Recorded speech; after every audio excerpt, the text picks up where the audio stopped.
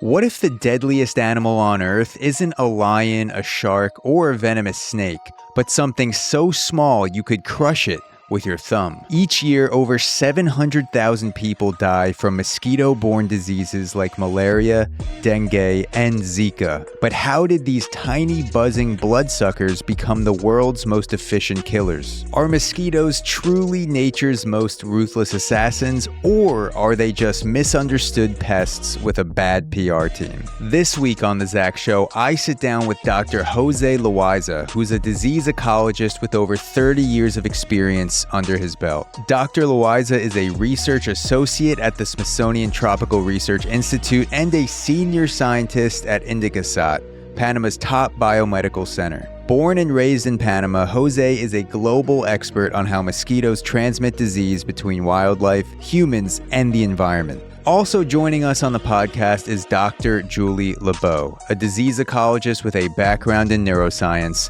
and my wife. She's been working alongside Dr. Loaiza in the tropical heart of Panama, researching how climate change is supercharging the spread of deadly viruses like dengue. Together, we dive into the most common myths and misconceptions about mosquitoes, a recent research expedition into the wild and remote Darien Gap, the horrifying potential of a mosquito-borne supervirus pandemic. Think The Last of Us, but 80s albopictus instead of cordyceps. We also get into how money, or lack of it, is holding back the war against mosquito-borne disease, and we get into Jose's hot take on Trump wanting to take back the Panama Canal by force. Oh, and I finally get clarity on what the word Gringo actually means. This episode is deep, there's some whiskey involved, it gets a little wild, so grab your bug spray and let's get into it. And we would be, that was like the craziest job I've ever had, because we would work easily 18 hours a day. We would be paid almost nothing, but it was very fun. But it was a crazy job. But during those couple of weeks I would do this job, I would be shut off from the entire world. Whatever boy problems I had or worry about school or whatever, all these stopped existing while doing this. And it's kind of nice, yeah. Speaking of crazy jobs, I think this would be a perfect place to start the conversation. I'm here, by the way, with Dr. José Loaiza, Dr. Julie Labau, my wife's boss.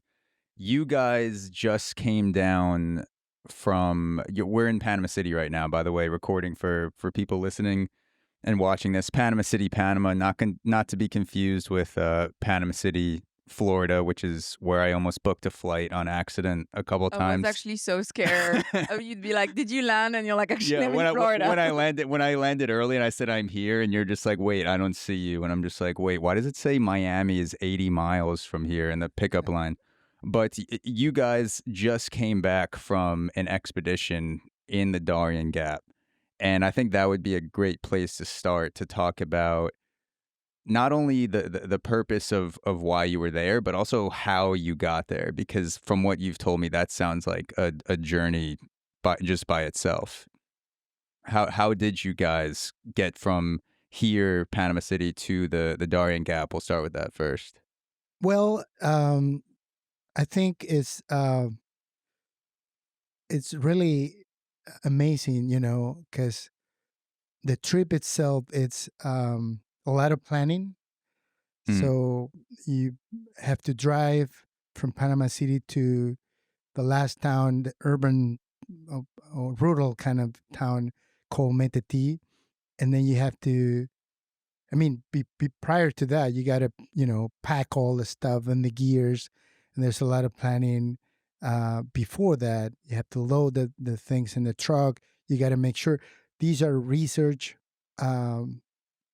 complex studies that require a lot of equipment and materials, and so you got to make sure that you got all the gears prep and ready to go, and then you have to drive for 3 hours from Panama City to Metetí. Then you spend one night in a local hotel, and then you make arrangement to go in a canoe up the river for up to 3 hours, which is a lot of fun. Yeah, because you start engaging with nature and you start seeing wildlife along the way, and it's really interesting seeing monkeys and Yeah, and you had a first class ticket in the canoe with the extra seat, the elevated I camping didn't chair. get You were a telling me I before we didn't started get the recording. VIP seat this time.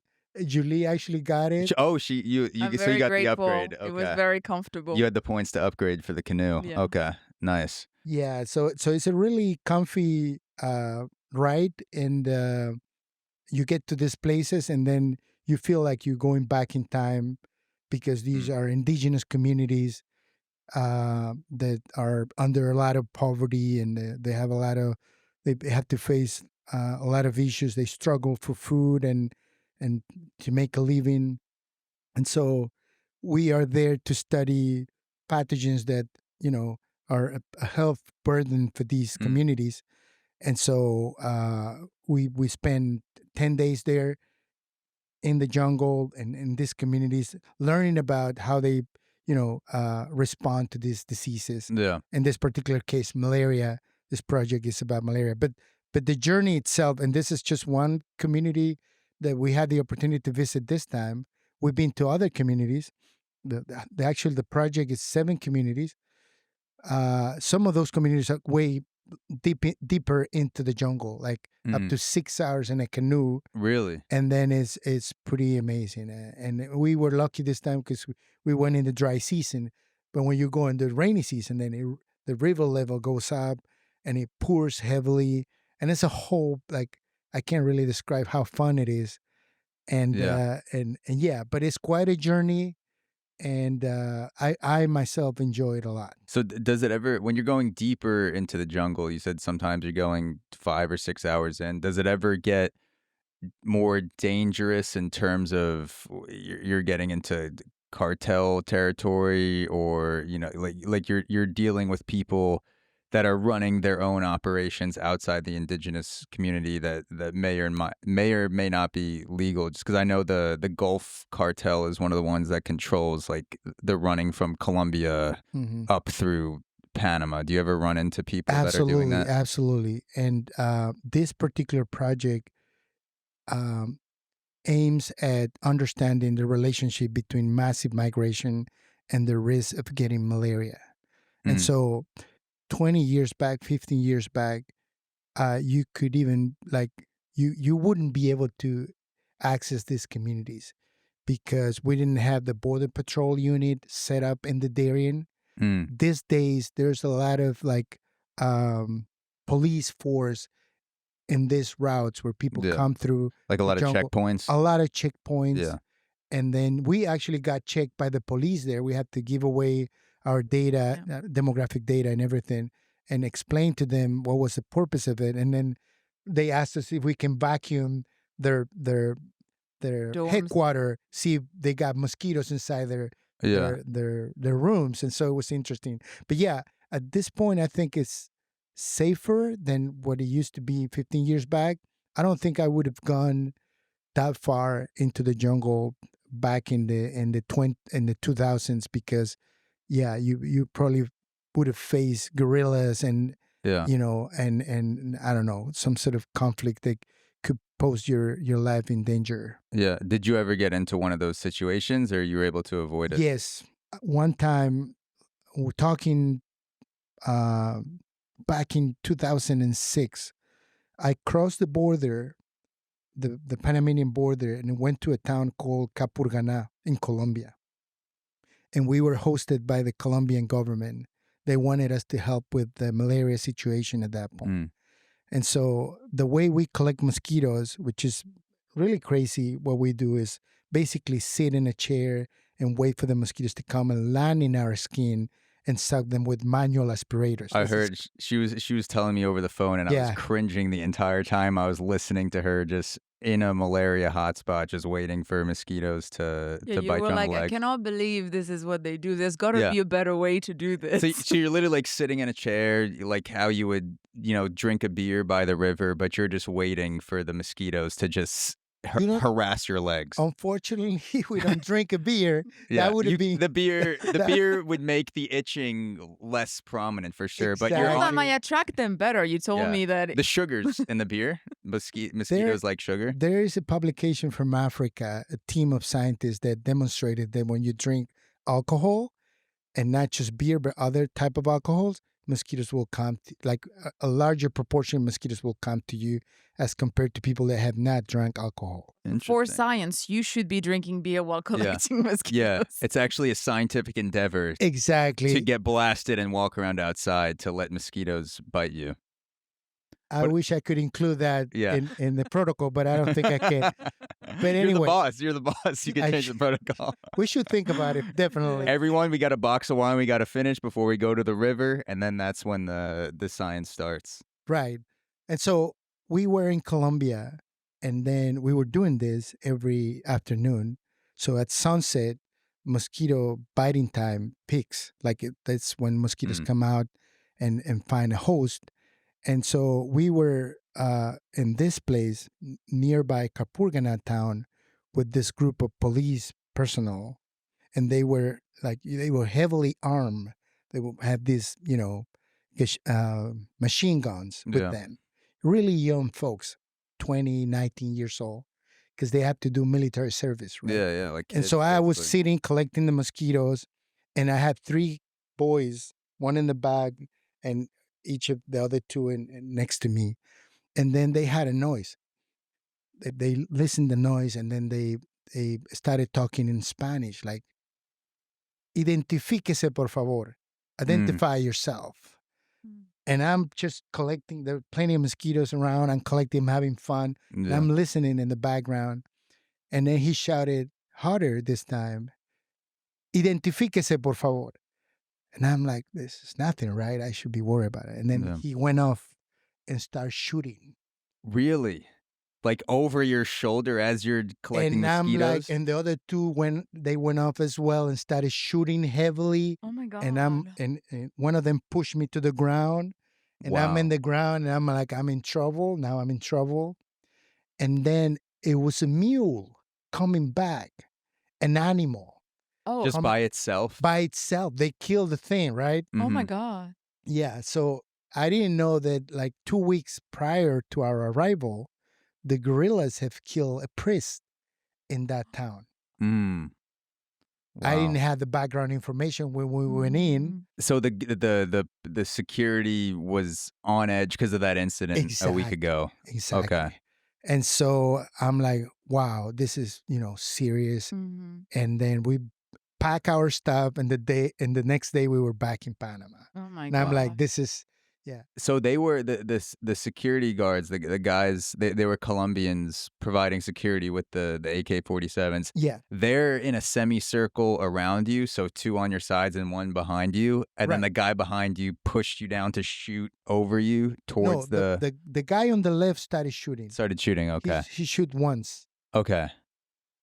And there was a noise after that. I think the animal falling down or something, and the 3 of them went up, and the guy in the back pushed me down. And then they just opened up on the mule. Opened up, like, I remember the noise was so strong in my ears. Like, I'm like, wow, this is amazing. Yeah. I couldn't imagine just like the rounds from a machine gun going off right next to your head. Yeah, it's crazy. And so, that's the closest event that I've been to in terms of like really putting my life in risk. That's probably aside, being bitten by malaria transmitting mosquitoes. That's all right. I mean, it's part of the job. But yeah, that was really crazy. And they told me then that the guerrillas, and there's like several groups that they come to these places and rob people, steal food from them. And so it's tough. Yeah. I would love to hear that story from the mule's perspective. So I was looking down, eating some grass. I hear a shot go off. I fall. And then 3 Colombians walk up to me and just fucking... Yeah. And you know what? The amazing stuff was like, we went back to the town, and everybody was like in their shelter, like in their homes, So they heard all the gunshots going off. I'm sure Right. they're used to, because you said what year was this? Like 20 years ago or something? 2006, I think it was So 2005. so they're used to the bullets going off probably around Yeah, them. but I feel like even if you're used to it, if you hear bullets going off, you don't be like, this is nice time for a stroll. You're like No, going yeah, into your yeah. house. Like you're So. still in, you still stay inside, but those Right. people are probably like, oh, it's Tuesday, some guerrillas Maybe. coming into our territory. So the expedition you guys just came back from, this is way more shallower in the Darien. You weren't close to Colombia. This was Yes. more inland into Panama. Right. But these are the two routes that people have used in the last 6-7 years to come from Colombia through the jungle into Panama. Gotcha. So there's a possibility that there are people, kidnapping or like raping, because we have reports of people abusing others. Probably not Colombia, maybe Panamanians, but there's danger in those routes. Yeah. Like you get to a point, like in this case, we went to Canaan. Beyond Canaan, there's what they call Dos Altos.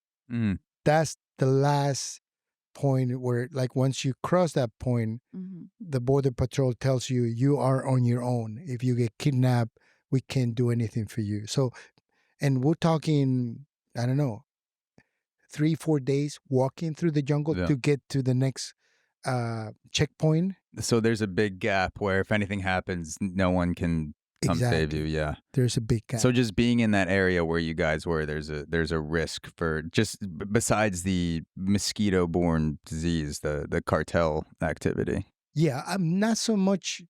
I mean, I'm probably not the person to talk about this because I'm not really knowledgeable about cartels. But there's a group of people, doing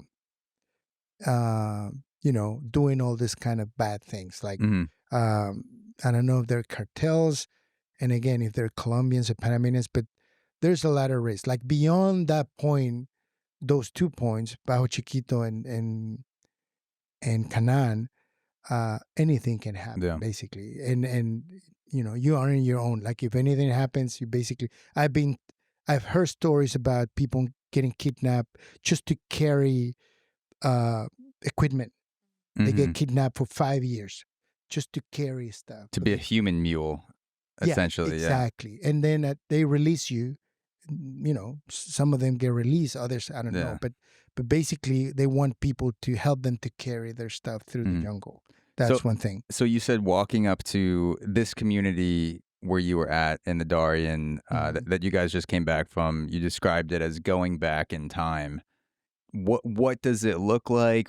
How were the people's, the indigenous people's attitudes towards you? What were you seeing? What was the conversation like? Like just to set the scene for walking up to this community for the most recent expedition. Well, when I said walking back in time, is because you see in a lot of these communities the materials that they use to build their homes. The wood and they don't have like metal roofs and stuff like that. They don't have water systems, portable water systems in these places that they can use to drink water and to like shower on a regular basis. They go to the river and basically do most of their needs, their necessities. They do it in the river, and so we are seeing now changes because of the economic revenue that created the migration across those regions. Migrants, locals, indigenous communities provide services to migrants. They charge migrants to transport them from those towns out of the river system, for example, and they charge them a lot of money. And so you see now that there's like improvement on a house basis, and certain families are getting better at like. But yeah, what I say when I say back in time is because you're back in the jungle. So if you think about growing up in Panama back in the 80s, the jungle was like 1, 2, 3 kilometers out of the city. The jungle was here. Now you got to go there to see the jungle. Yeah. So it was like going back in time because we grew up here in Panama City. I come from neighborhood called Chorrillo, which is one of the most enigmatic neighborhoods in Panama City. But we had the jungle right next door. And so now you got to, drive all the way to there to be able to see that jungle. Yeah. And so, and so Panama has a lot of indigenous communities, tribes. We have at least 9 different groupings. This particular group I really like working with because they're so welcoming and so helpful, and it's different. I don't want to name other groups, but with other groups it's really tough to work with. They're not always as welcoming or understanding. Exactly. And so with the Wuhan, we have worked beautifully for 5 years now. And it's been really helpful. They're willing to participate. They know that the research is going to help them in the long term. And so, it's quite smoothly and educational for us as well.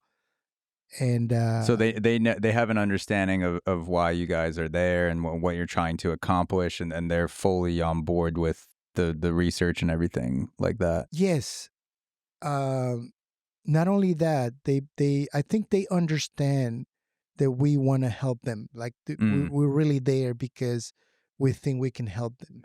Yeah. And so we help them economically sometimes, but it doesn't feel like they need you to like pay them or something. They will be willing to, to collaborate even if you don't necessarily pay. If you just pay for whatever the cost the trip is, they'll be fine. But, I have really bad experiences with other tribes.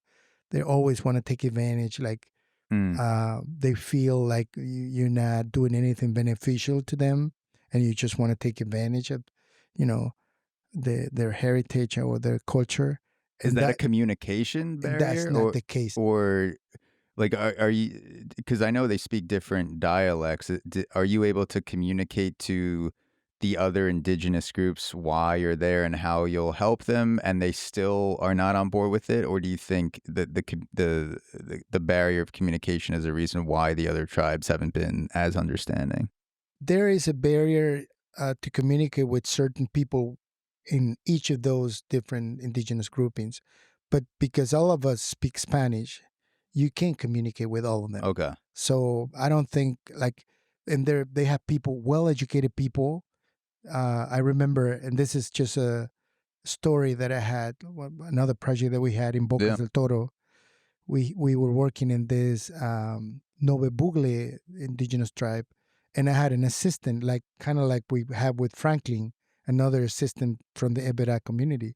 And he helped us for 2 weeks.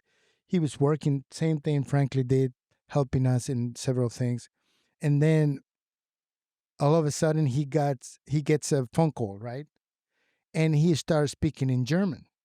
And I'm like, wait, you speak German? And this is an indigenous guy without shoes, walking barefoot with us. Yeah. Oh my God. And then he's like, yeah, I did my master's in Frankfurt. And I'm like, what? Yeah, I did my master in social science. Wow. And I'm like, all right. So never judge a book by its cover, because, so they have well-educated people, and they understand. They well organized.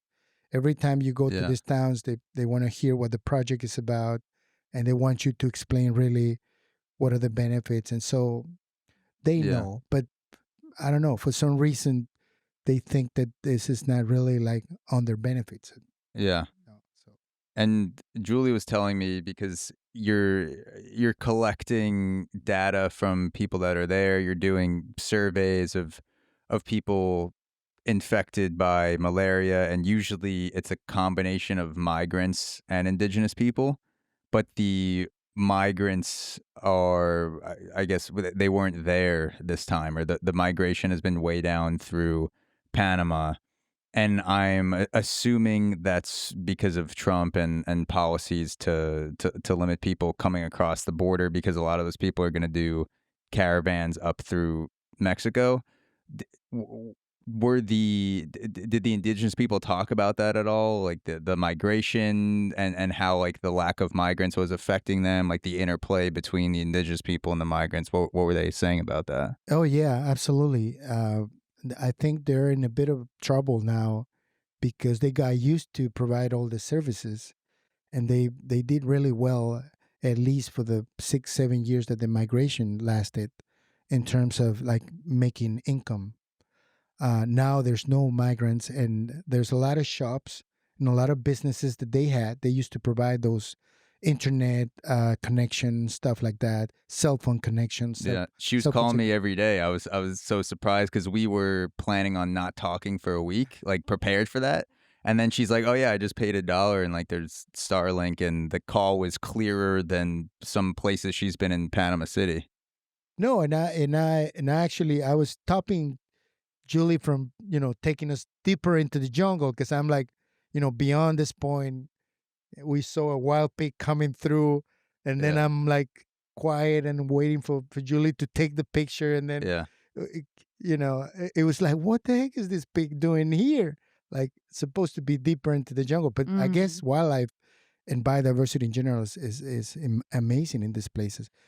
But it might be also somewhat returning because there's not as many people constantly going. I mean, it's kind of like, in a way, a COVID effect for the migrants was going on right now. And so wildlife is probably coming back into closer to those trails for that reason. Hopefully at some point, yeah, they make a huge trail in the jungle. Last year we were able to walk through it for like 3 hours, and it was insane. Like, just going in 3 hours and come back, I was so beaten up. Like, it's crazy. Like the physical endurance that you have to have in order to walk these trails. And these are the same trails that the migrants used to come up from Colombia. Yeah. And so a year back when I started this project and we went to these localities, we used to see like 300, 500 people coming in every night. Wow. Sleeping over, moving on, like moving out of the region, the area. And we saw that for the entire time we were there, 12 days, we were counting like 500 people every night. Wow. And so these... You saw thousands of people in a week and a half. I think a little it was under like 2 weeks. 300,000 cross the gap back in 2021, I think. 400,000 people per month. Yeah. And I saw it was down 90% or something like that since Trump came in office in 2025. Soon Trump took over the seat, migrations was shut down completely. Like, we got reports that there's like 9-10 migrants coming every week here and there, but I don't think they're traveling to the U.S. anymore. They're probably traveling to other countries in Central America. But yeah, literally shut down completely because of these new policies and the pressure that the U.S. government put into the Panamanian government to shut down migration. So when Trump started asking the Panamanian government to shut down the borders, they closed one of the routes. The canal route was completely shut, and all the people were channeled through the Bajo Chiquito route. Because they It's the longer route, right? It's the longer one. Is the 8 days more dangerous, through the longer. And it's crazy, but they wanted to kind of like control the volume of people coming in, and then check on paperwork and stuff like that. But then we thought that it would continue that way, just one route, and they shut it completely down. Like, nobody comes in anymore. And that's the case now. So they'll have to adjust, and we've been seeing already they're growing coffee, back to growing avocado, back to growing plantain. They're going back to their like traditional way of making income. Yeah, the indigenous people, because they're used to doing business with the migrants that come through. So now that that's gone, they have to be more self-sustaining. Exactly. Yeah. Yeah. So to go back to the malaria research, the two main ways that you were collecting data was through letting the mosquitoes bite you and the surveys. Those were the two main ways. what's the, because I'm curious, what's the indigenous people's attitude towards mosquito-borne disease? Are they aware of how dangerous it can be and the problem on a widespread scale, or is it like, yeah, I'm just curious in general, like what do they think of mosquito-borne disease? I do think that they understand what malaria is at the basic level, and they know mosquitoes are involved in the transmission of this disease. But I don't think they pay attention to it because they have other priorities, they have other needs. They have to get, put food on the table. They have to educate their kids, and they're not. You don't see that they're evolving towards like protecting themselves better against mosquito bites. Yeah. So although they know, this knowledge is very superficial. Or at least they don't want to know how they can prevent, mosquito bites or protect themselves better against this. They don't think about it the way that you guys do, where Exactly. you have the nets and you have the spray. Like you're very aware of it when you're going into that part of the And you jungle. also have other challenges. So, like Dr. Loaiza mentioned, like a lot of these places, if not all of them, they don't have running water, or if they do have running water, it doesn't go all the way to their home. So the way they shower is that they fill up these giant tanks that are like fully exposed. This is where Aedes mosquitoes that also transmit dengue, yellow fever, chikungunya can lay their eggs. So this is also another threat that's like starting to emerge, as we've actually been able to see some of those mosquitoes that transmit dengue present in these communities. So that could be a growing risk there as well. And so, but like he mentioned, it's just there's other priorities, and currently there's no better way for them to do it except to store these waters in those containers that are exposed. They can try to cover them, but ultimately it's challenging. Yeah, you guys both spoke about this in your talks at Stride, you a couple weeks ago, and then I saw the one that you did back in 2021, I think it was, where that's why there's a big socioeconomic difference with malaria, mosquito-borne disease, because if you have more money, you can afford to have running water, and if you don't, you're storing your water in barrels. There's just more still water in poor neighborhoods. The way their houses are built as well, like even the ones that are a bit more modern, that are like actually with bricks and stuff, they're not fully enclosed. There's still like openings everywhere where mosquitoes and other kinds of insects or creepy crawlers can easily get in. Then you have the fact that there is a lot of garbage kind of everywhere. Like some communities are a bit better with that than others, but overall you will find, like water bottles, cans kind of everywhere, which can also be used for mosquitoes to lay their eggs, especially during the rainy season.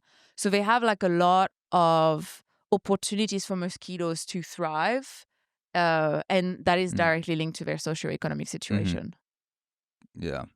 I want to get into your origin story, Jose, because I know that obviously you've dedicated a gigantic portion of your life to studying mosquito-borne disease, but also other insects, ticks, entomology in general.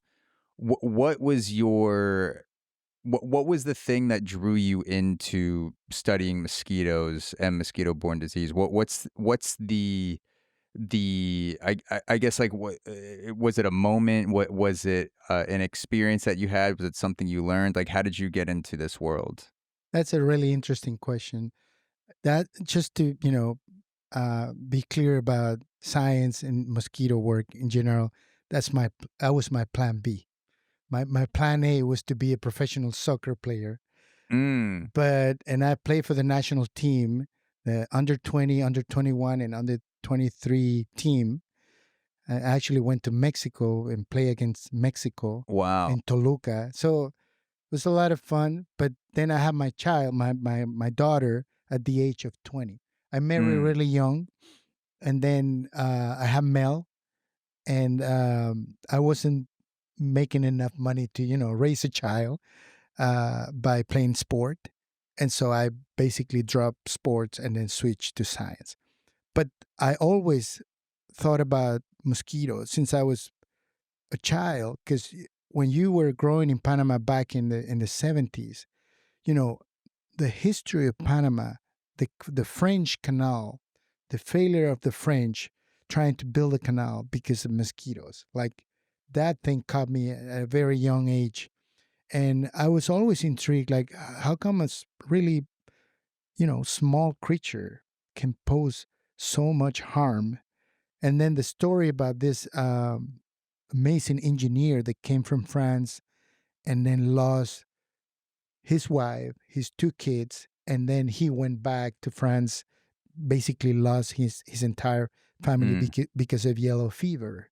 And this is one of the architects of the canal. Yes, exactly. One of the main names, engineers that came to Panama to try to, solve the issue of being able to build a canal, the sea level canal. And so we were bombarded constantly every year at schools about the history of the Panama Canal. And the mosquitoes were always there. And I'm always like, well, how can we stop these guys? And so it started there. But then at that point, when I was really, really like a teenager, soccer was like, really my thing. But mosquitoes were always there because of that history, rich history of legacy that we had with the tropical diseases that we encountered when the French and then the Americans tried to build a canal. And so that was, I think, the reason why I got intrigued by mosquitoes. Yeah. I'm just listening to you talk about the history of the canal, and it's so funny, the difference of the Panama Canal, the history of it, whether you're learning about it as a Panamanian or like me when you're in school with an American textbook, where the history of the Panama Canal is, a couple people died trying to build it, and then the Americans came in and we had our beer and our tobacco, and we spit on the ground and figured that shit out, and then we made the canal. Isn't that America 101? It's like the whole world went to shit and we showed up at the end and saved the day. We showed up and we taught those Panamanians how to move that water. Now the ships go through and we're still drinking beer, shooting guns. That's we waited for all the countries during World War II to be so tired, and then we came in and we saved the day again. Yeah, but just like it's funny, like based on where you are, the obviously you'll have more Panamanian centric history, of course, being from Panama. I'm having the American story of it, which is 2 lines in my 10th grade history textbook about the Panama Canal, and then I came down here, and it's still a small bite of the total history of the canal. But we went to the canal and visited and listened to the history. And we watched the film about it. IMAX movie. Watched the IMAX film, but like it was very informative because it was giving me all of these facts. Like, even though the Americans came in and they had architectural plans and also using architectural plans from the French, most of the people that were dying were Panamanians, Jamaicans, Barbados. Like the bodies, the death toll was largely un-American. It was people that were indigenous to Panama or people that they brought in for cheap labor from the Caribbean, and they were just like sort of throwing bodies at it while no one knew what was killing them until eventually we discovered that it was mosquito-borne disease. Yeah, absolutely. And the same socioeconomic inequity that you see these days, you kind of saw at that point, because I remember growing up in Panama City, they had the barracks. It was like really like wooden shelters where you have all the canal workers completely exposed to mosquito bites, no sanitation at all. And then you have the military officers living in this, buildings, well, enclosure buildings and the screens in the windows and stuff like that. So the history of the Panama Canal and obviously mosquito-borne disease being a huge part of that, that's the inspiration for what drew you into this line of work. Absolutely. And so I come from a family of academics. So my father got a scholarship from the Pentagon to go to the University of Kansas City. He got a master's degree in geography. So he was always like, you guys should go for study abroad and yada, yada. My other uncle went to Sorbonne in France and to study medicine. And he became like a big name here in Panama. He was the dean of the Faculty of Medicine at the University of Panama. Yeah. And my other uncle went to Sao Paulo in Brazil to study social sciences there.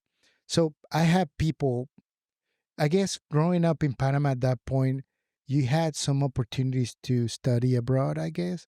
They Yeah. took advantage of that. And then we as kids used to relate to, like, my dad is coming back from the United States. He's studying there. And so I started thinking about studying, like, what's a true opportunity for people to make a living, to just study and develop a professional career. And so we have the Gorgas Memorial Lab, was this institution where perhaps the very first studies done on mosquito transmission of pathogens in a tropical environment were done in Panama. Panama has a really huge legacy on tropical medicine. And so I also grew up seeing that, like, understanding that medical doctors were important because they can cure people, and they were dealing with malaria, yellow fever, and all that. So we were also, exposed to that opportunity to be academics. Yeah. Can you go ahead? I don't mean to cut you off. So I always, it was always with me, the idea of if sport doesn't work, I could go into academia, and that's exactly what I did. Yeah, sports didn't work for me, so I went into podcasting. No way. Not as prestigious as academia. I know I'm a very washed up college baseball player, so the decision was made for me. It wasn't like I had a lot of prospects and I was turning it down. You know how it goes. You get hurt and then you start to suck, and then you have to figure out your life as it goes. And I imagine it's competitive, right? It's hard. Oh yeah, I mean the higher you go up from, I just made it to college, but I have friends that made it to the pros, minor leagues, a few to major leagues. It just gets harder and harder every single step, where you feel like you've maxed out 99% of your talent, yet you're trying to like juice out the last 1% to just get like a small step ahead of the people that are on your level. What position? I'm curious to like. I was a pitcher. That's the toughest. And that decision was made for me too, because I was a shitty hitter. My high school coach actually told me to put down the baseball bat. Oh my goodness. He was like, "Do you want to play?" Step away from the bat Yeah, now, Zach. he literally said, he's like, "Do you want to play in college?" And I said, "Yeah, of course." He said, "All right, you should stop hitting and only pitch because your swing is making me nauseous." And I said, "All right, I'm going to only throw from here on out." That's not what I heard. I think you're being humble. I also heard that he was a really great pitcher. So maybe you were terrible with the bat, but I also heard that you were also very good at pitching. I was good for a couple years, and then I had a couple elbow surgeries, and after that, I was okay. Okay. But I'm at peace with it. It took me a while. I'm sure the same thing with playing soccer.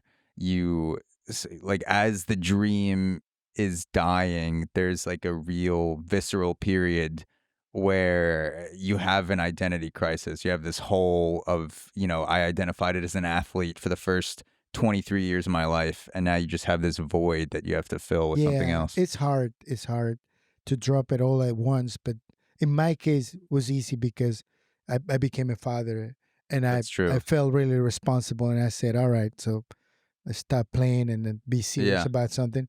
And then I grabbed the books and I study ever since, basically. I haven't stopped studying since then. Yeah. So I'm curious because there's a lot of people who are listening to this podcast that are in America that don't have the same relationship with mosquitoes and mosquito-borne disease. Like, I grew up in New York, and it was an afterthought. We were worried about ticks maybe or West Nile virus, but mosquitoes was not really a thing.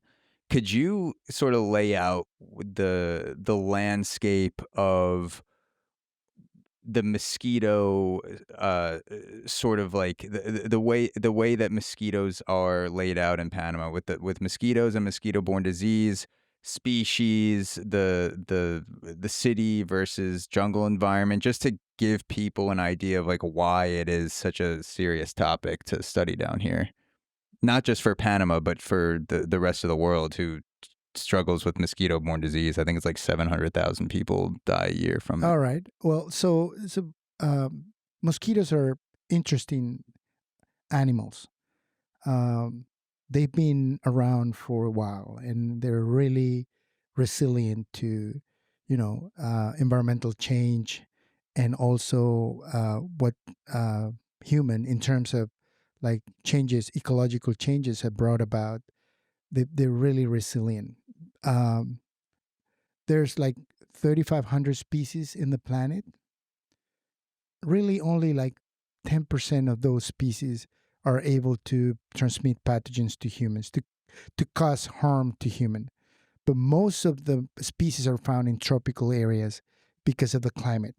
You know, uh, higher temperature means higher metabolism rate and development rate. Mosquitoes also need water. They lay their eggs in water, and they develop as maggots, as larvae in the water, and then they turn into this spectacular fly that flies around after basically go through a completely rebuilding at a stage called pupa. And so this is the metamorphosis that allows them to avoid competition within their species, and then avoid predators, being successful both in the water and in terrestrial environment. So they're really fascinating organisms. And so if you go to a tropical region in the planet, there will be more mosquitoes. The interesting thing is, well, there's many interesting topics to talk about, but the first thing is that they have used blood of vertebrate animals, not just mammals, but birds, reptiles, amphibians. It's quite rich in protein. And so the female mosquito use the blood of these animals to mature their ovaries and be able to lay eggs quicker and faster. And so blood have allowed them to reproduce quicker and build up populations faster.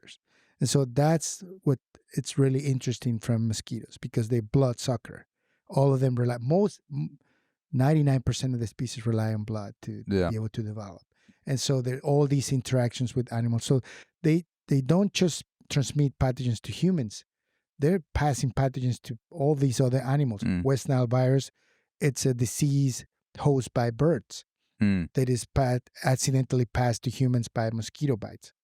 But the fact that they feed on blood as a source, as a resource to be able to reproduce, that's one thing that is really interesting. The second thing is that a very minute portion of the species understood that humans are the predominant species, and they started adapting to use humans as resources. And Julie can talk about that more, but those two things, in a nutshell, I can say are the most interesting aspect of the biology of mosquitoes. So mosquitoes have adapted to us. They have an understanding, obviously not like a human consciousness understanding, but they have adapted their behavior because of how humans behave. It's a beautiful irony that we are causing our own doom with mosquitoes. The more we urbanize, the more we expand, the more likely we are to be killed by mosquito-borne diseases. They have adapted to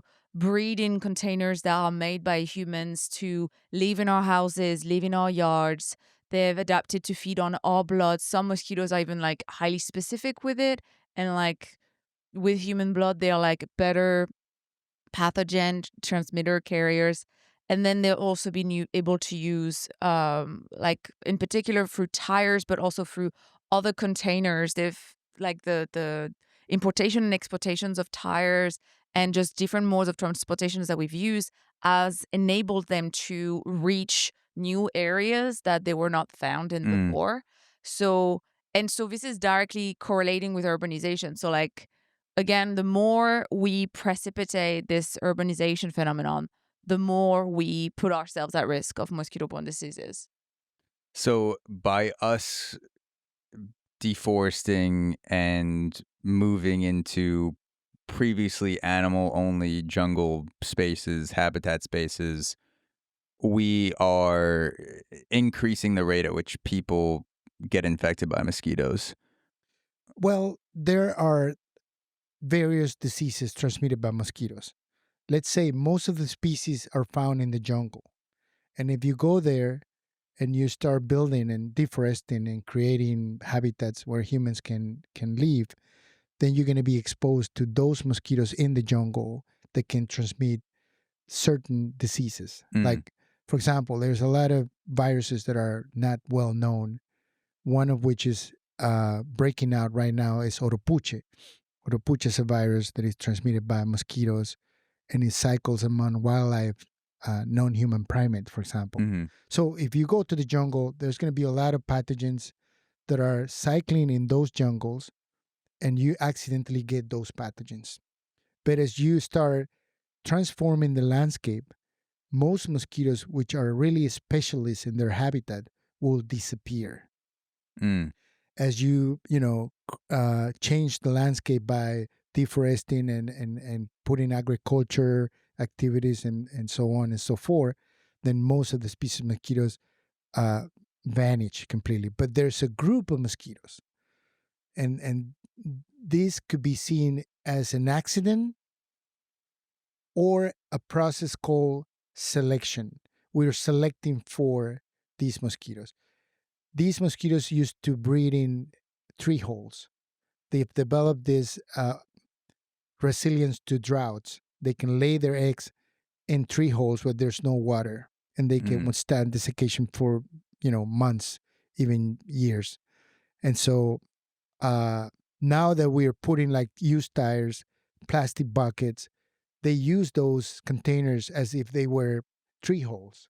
Yeah. And so they can withstand desiccation in those containers. And so if you think about the trash that you see around Panama City, becomes opportunities for them to thrive.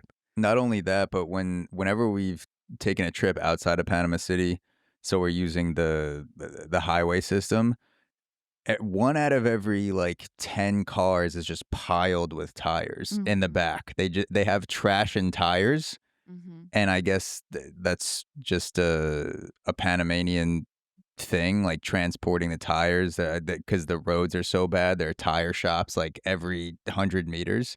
So I'm sure that. No, but seriously, there's potholes everywhere, and I'm assuming that the people need new tires all the time because of that, and so people are constantly moving tires that have the water in it from one city to the other. So I'm sure that contributes to the mosquitoes spreading from one area that were previously only in Panama City, and then a truck goes to Bocas, and then it's there, and then you go back to Boquete. And I think you highlight also maybe another reason why those mosquitoes are kind of particularly virulent and present in this equatorial global south area. And that is, of course, the climate is one of the major factors, but also just the living conditions of people, especially in poor areas. They're very close proximity, so very easy to transmit the diseases from one person to the next.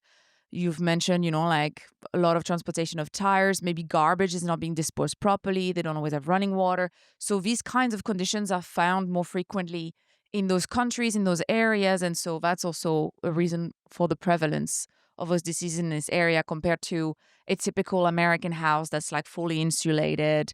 Maybe people pay a bit more attention about the mosquitoes. And also mosquitoes are more likely to be kind of seasonal because a lot of areas will reach temperatures that are too low for mosquitoes to be able to survive or lay eggs or whatnot. Well, it's kind of ideal for a lot of species all year round here.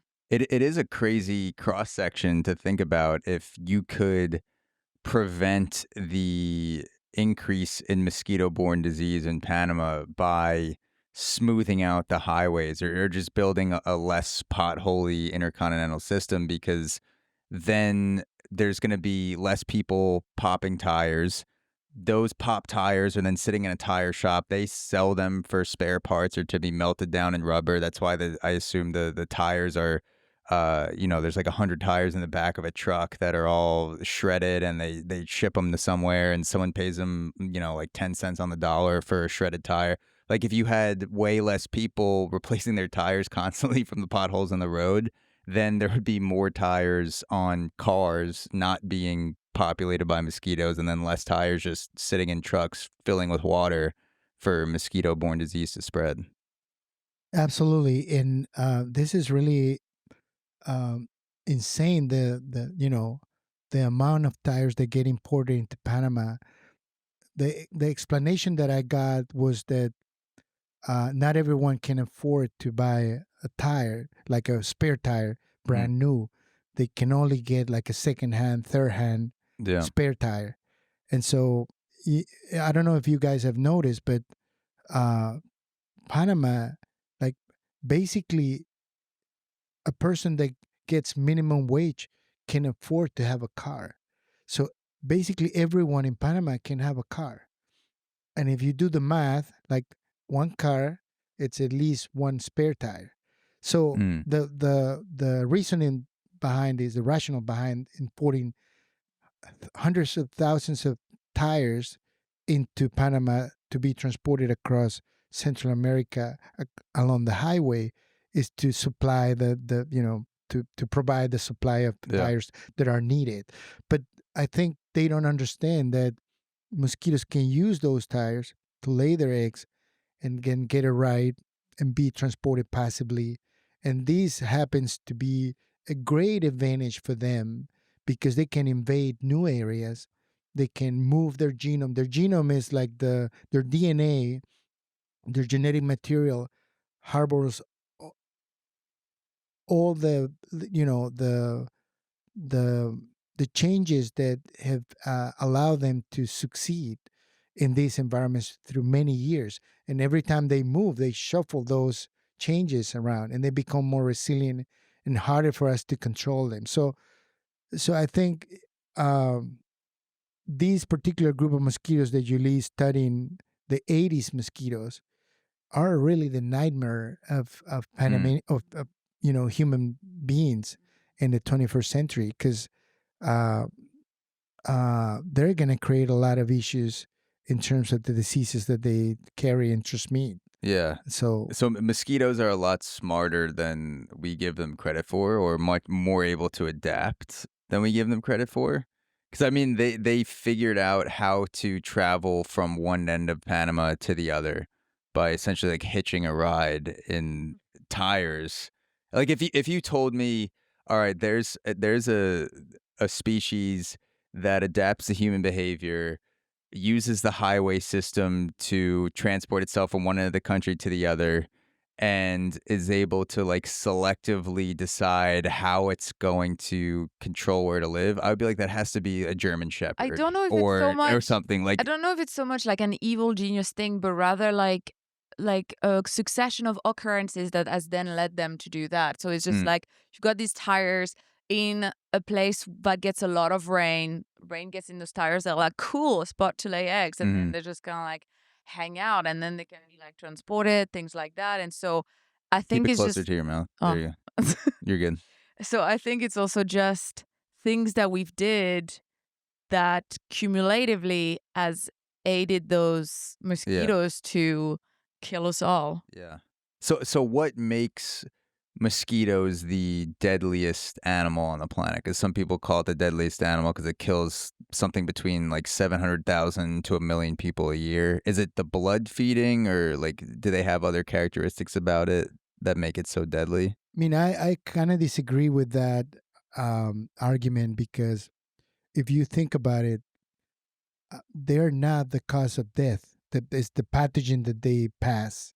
Is the virus, is the parasite that they carry and transmit from one person to another that actually create the greatest health issue for the person that has the infection.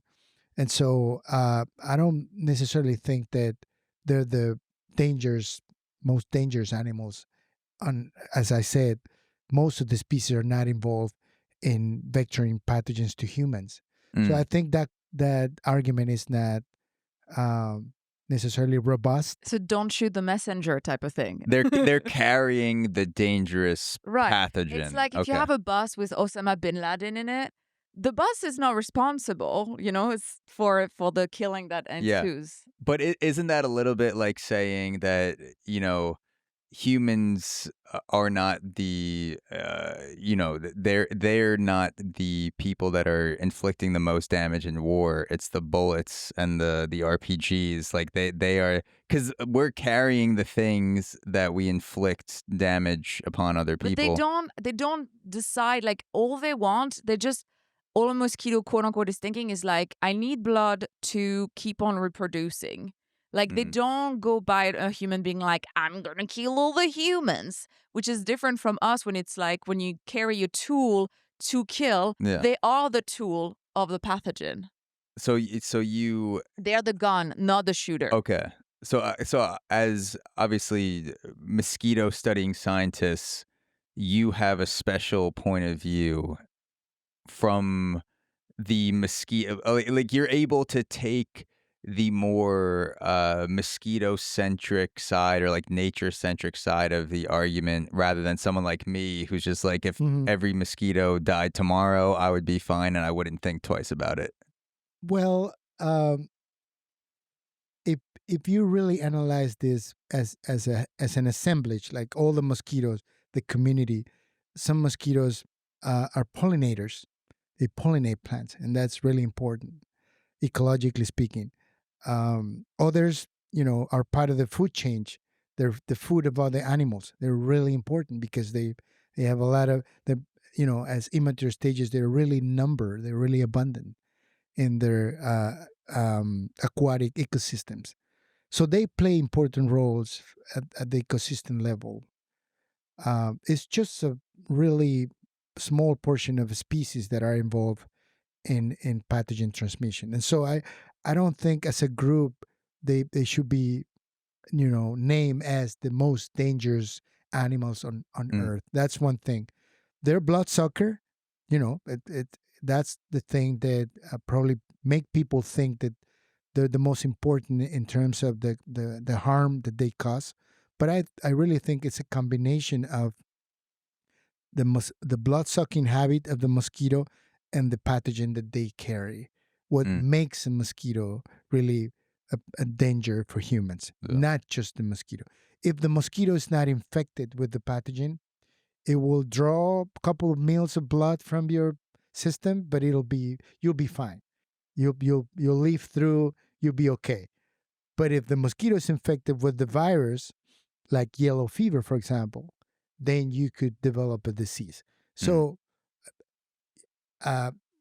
whatever the way you look at it, mosquitoes cannot be called the most dangerous animals on Earth because there's certain facts that have to, be input into the equation so that they become really, really dangerous. You could see it like this, where you have two people. You've got one person holding the gun, shooting the bullet, it hits someone else. That first person is infected with the disease. The gun that they're holding is the mosquito. The bullet is, for example, malaria or dengue, and then the person gets shot. So technically, it's a human-on-human thing if you really want to go about it in a rounded way, where like if we were to not have those viruses, they would just be those annoying little insects that make us itchy. But like because we do carry pathogens that can then be transmitted by mosquitoes, that makes them dangerous. Yeah, I mean, human on human makes it seem like there's also an intention to infect other humans. Well, yeah. And let's say So it's if I went into the jungle and a mosquito carried malaria that bit someone else in the Darien, that person in the Darien has no idea who I am. So it's almost like a blind disbursement. Well, neither does the mosquito, does it? No, but I'm You're not just food. I'm not ascribing intention to the mosquito, Right. but I think if you're saying like it's human on human, that makes but it like sound like you're in a UFC fight in a cage match I know, and but you're that was to go back- intentionally infecting someone else. That was to go back to your original metaphor, which is like, how is that not different than someone shooting like the bullet? So that's I'm true, just yeah. highlighting that in that case, it's not that. But I will say, to go back to the first point, that you truly do love mosquitoes, because I always joke that especially in the Smithsonian, you have so many people that like study frogs and bats, and they study them because they love them, they're fascinated. And I always say, I study something I hate, but because of the consequences it can have. But when we went to the Darien, for example, I was thinking, okay, what can I wear that will protect me from the sun but not be too hot, that will protect me from those mosquitoes that potentially have malaria? And then you had this like fully long sleeve black shirt. And I was like, this seems like the worst thing because you're going to be so hot in the sun. And you're like, no, it's my favorite shirt because it attracts mosquitoes since they're attracted by dark colors. And I saw like we're in two different worlds here.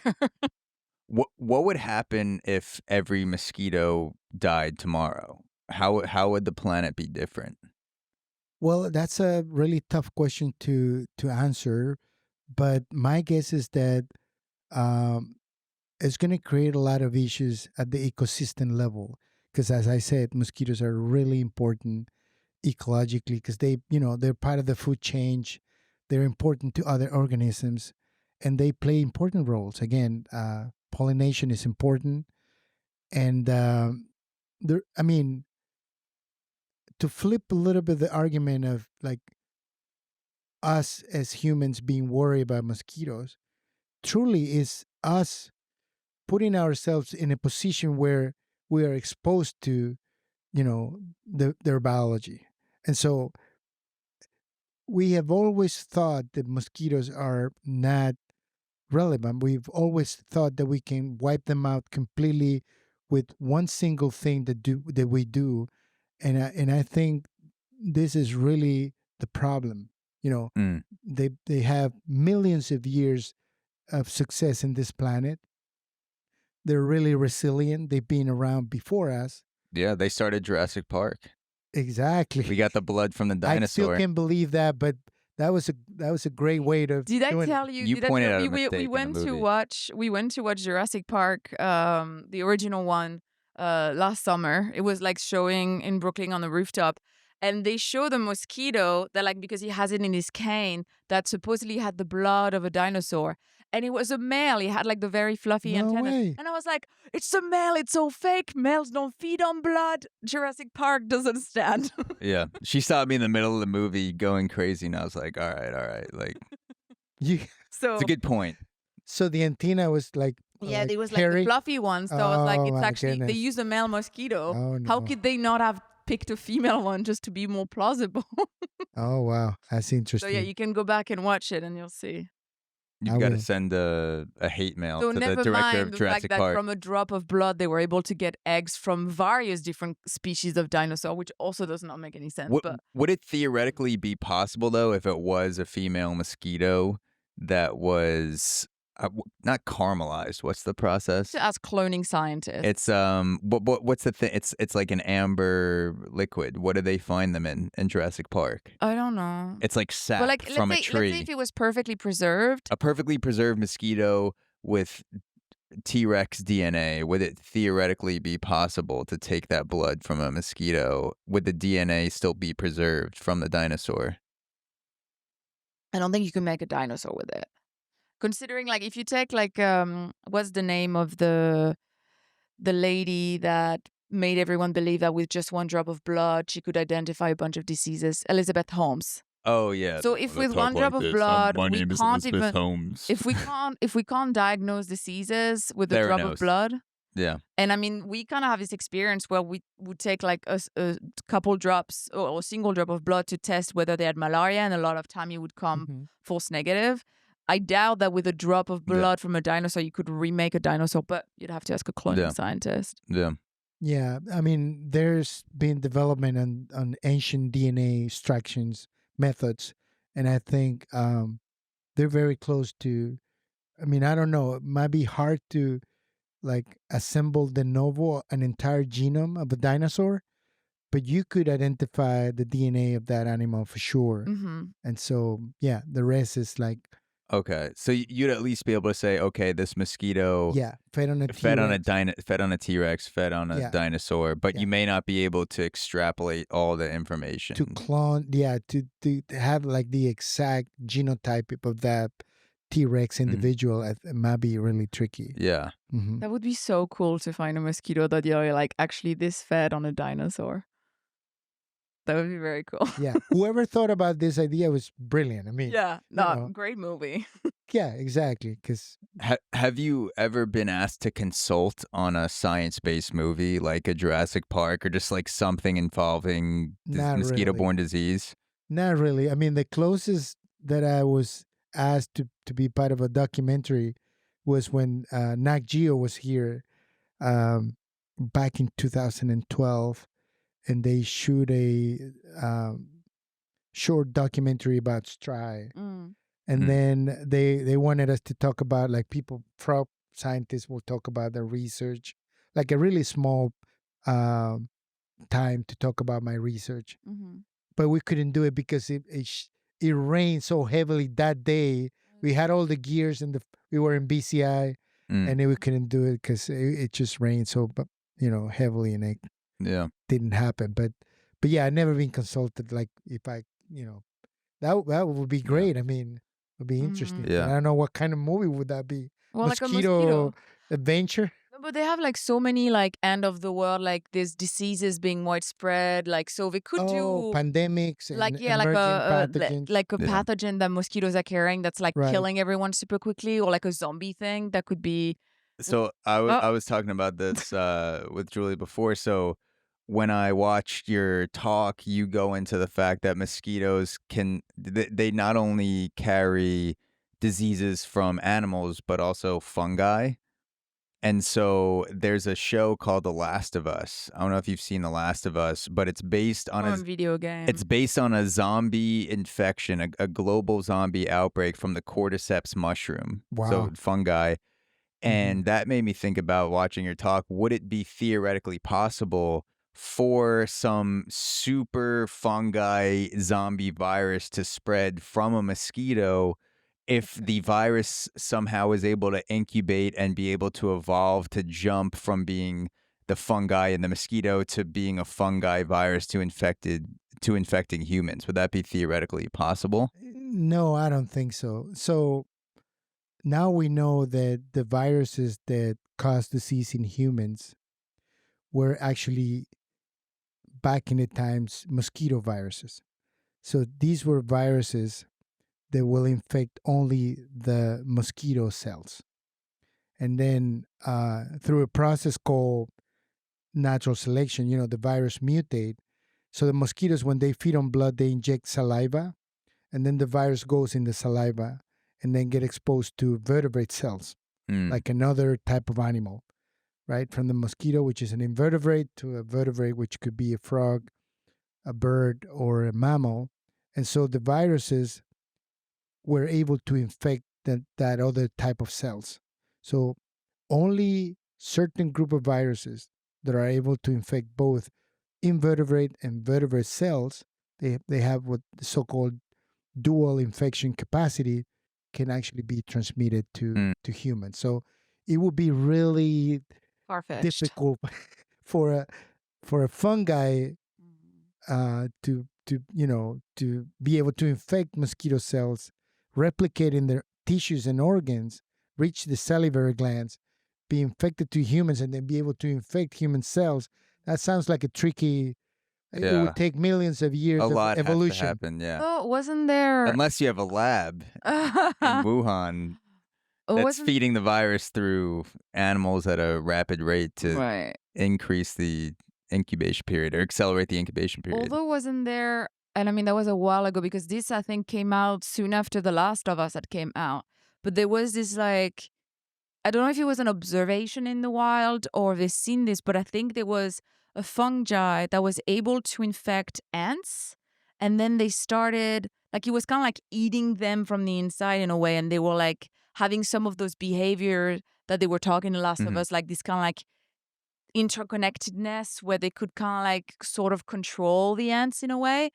And so in theory, if they could do that to the ants, they could do it to the mosquitoes. And I mean, the idea of like that fungi is like it was pushing I guess, humans to want to bite other humans. Mhm. And in the case of the mosquito, it's like, well, it's already doing that. So it doesn't really need the fungi to tell it, drink blood. Well, isn't there there is a virus, I don't know if it's a virus or a fungi, but it infects certain insects and it manipulates them to drown themselves so I that think that's the one I was talking about. that's the one you're talking I about? think so. Okay, like it basically makes the insect commit suicide, Mhm. and when the fungi gets into the water, that's how it replicates. Right. So it like takes over the insect's brain. I forget Yeah. exactly what I it's think that might called, be but this, yeah. yeah, I just remember hearing that on a podcast, or maybe we were talking about it, Yeah, but maybe. I vaguely remember this, but that yeah, was super cool and yeah. interesting. I do have to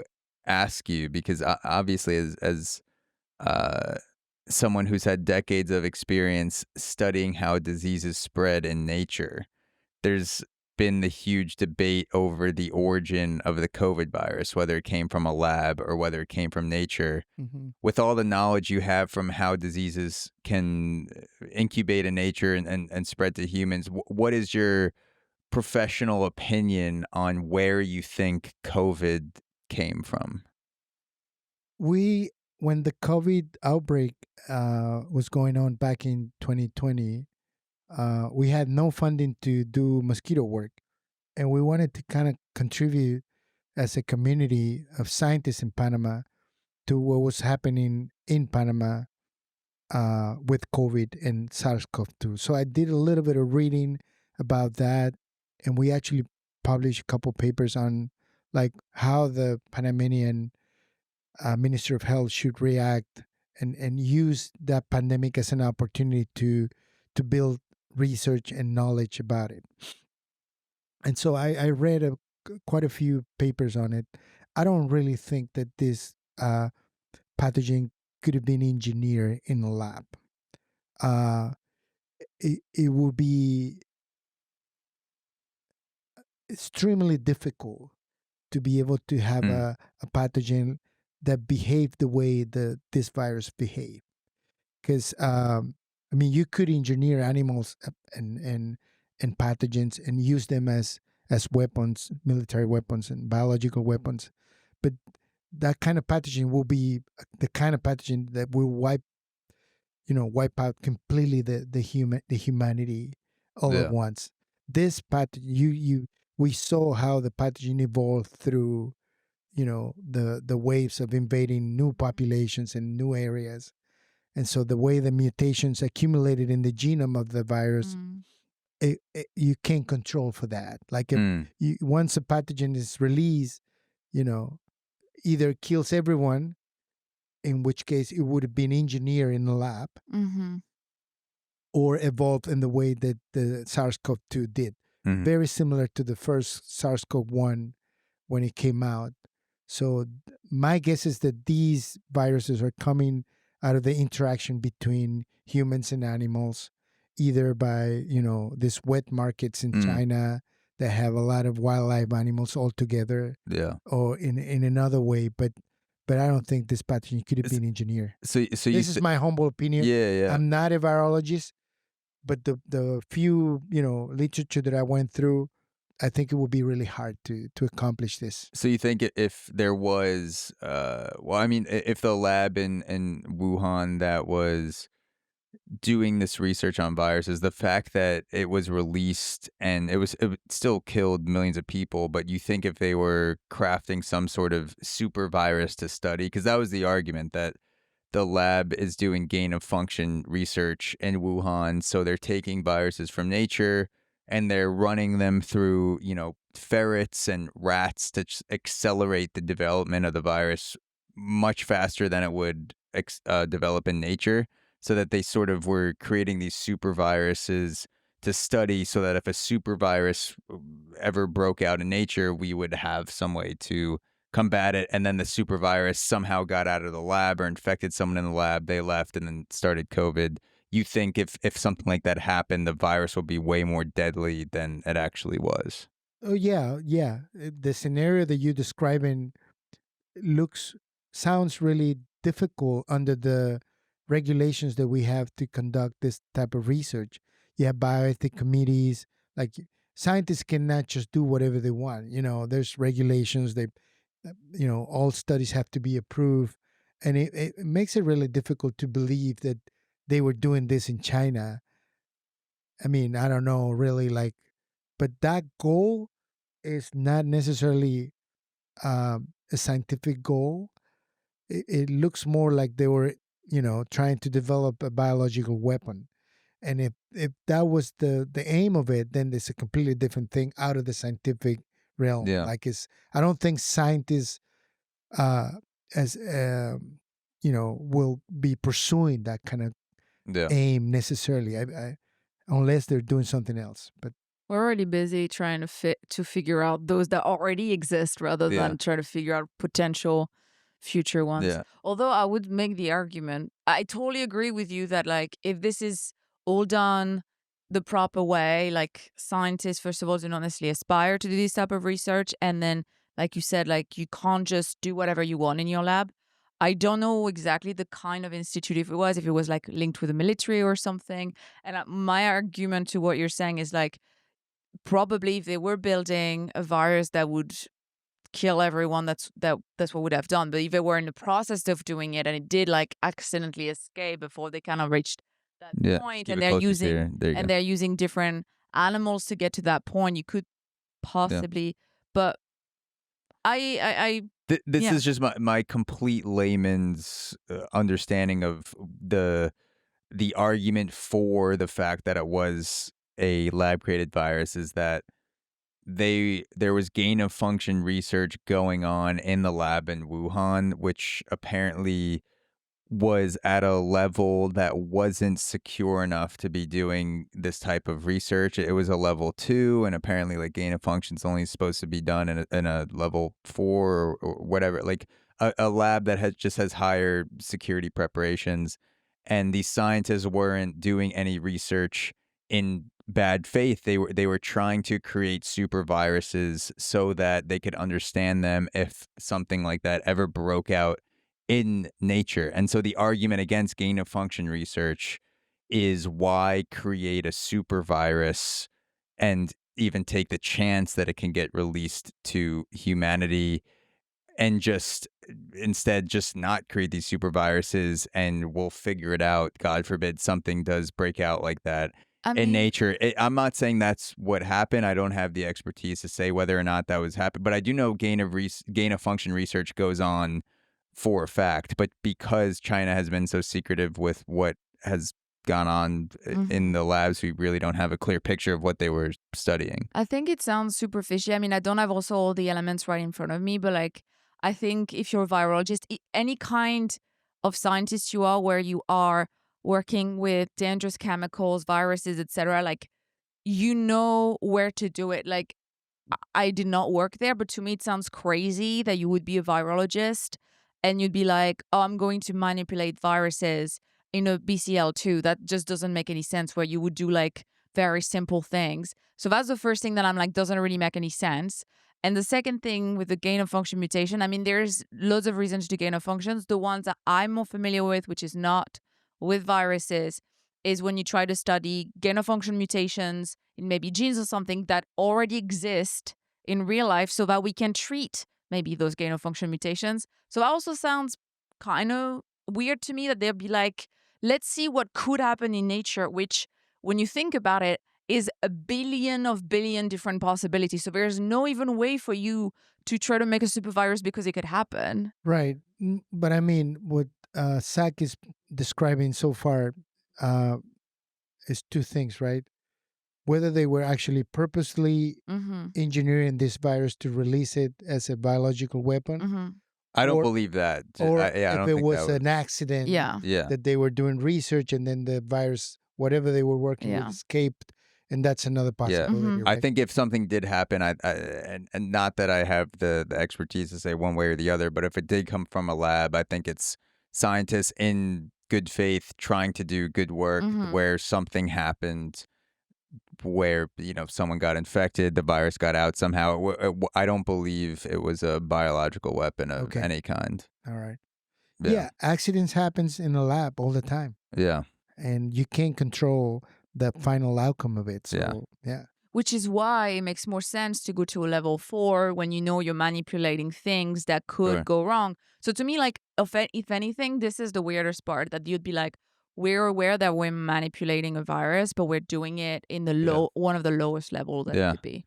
So this has to do with one of the most interesting parts of uh, your talk, and you both of you guys touched on this, but the dilution effect hypothesis, where and maybe you could lay this out because I'll definitely butcher it, but you would think that the more we cut into the environment, the less mosquito-borne disease there would be because the mosquitoes are being wiped out. But there's actually this this positive relationship between like how much trees and how much jungle we knock down versus how much we are or the rate of humans getting infected. And that was just making me think about like because we're manipulating the planet so much, are we setting ourselves up for some super mosquito virus in the future with like all of these things coming together? Right. So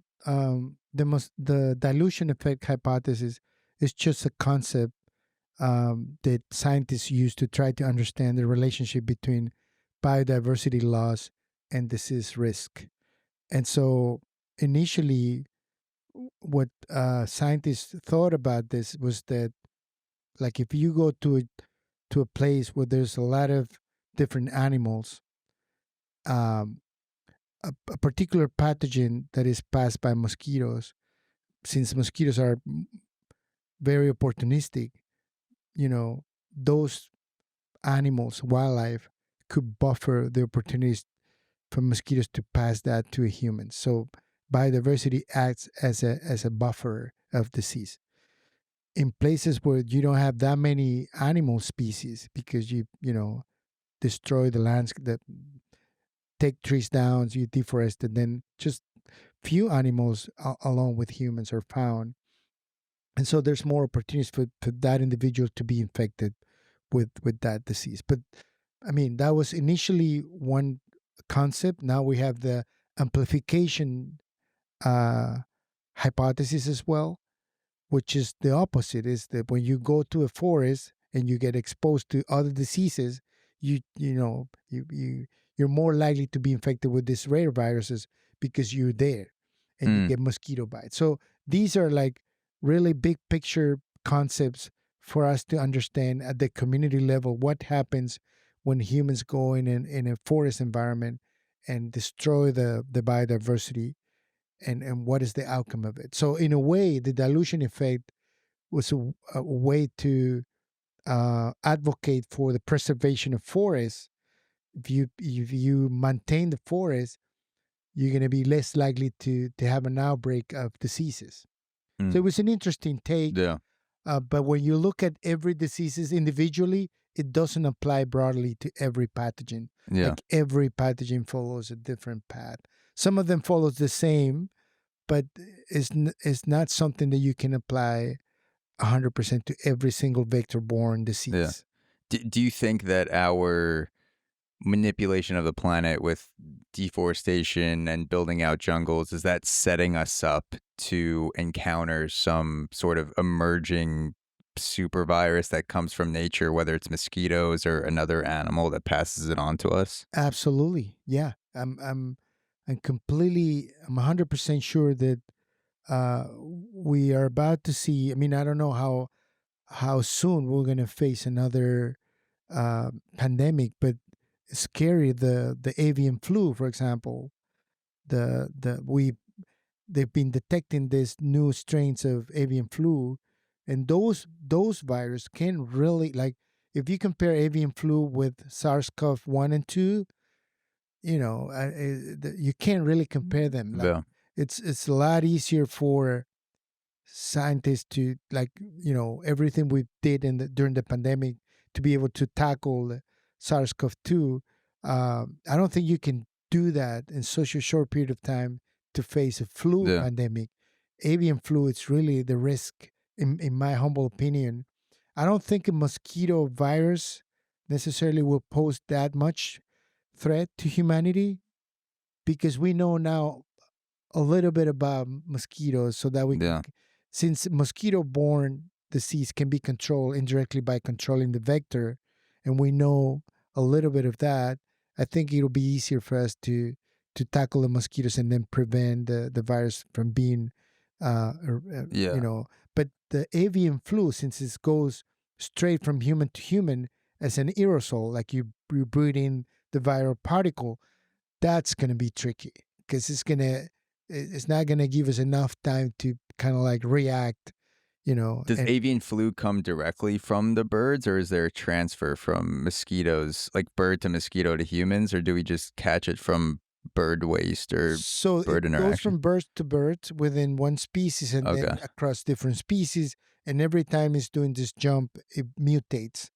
Okay. It could go into humans accidentally, but if it mutates and then acquire the mutation to be able to be transmitted from human to human, that's a big issue, a big problem. And does that happen from bird waste or like eating birds, like uncooked, unproperly? No, I don't think so. I think it's being in touch with animals, like Okay. with birds. Like humans handling birds. That's how Yeah, being in the same environment, breathing air, I think that's how you can get it. So if the virus jumps enough time from birds to birds and it learns how to cross species, Hmm. then there's a higher chance that if it jumps to humans, that it will be better adapted to jump from human to human. Sometimes even jump into another animal, like pig, for example.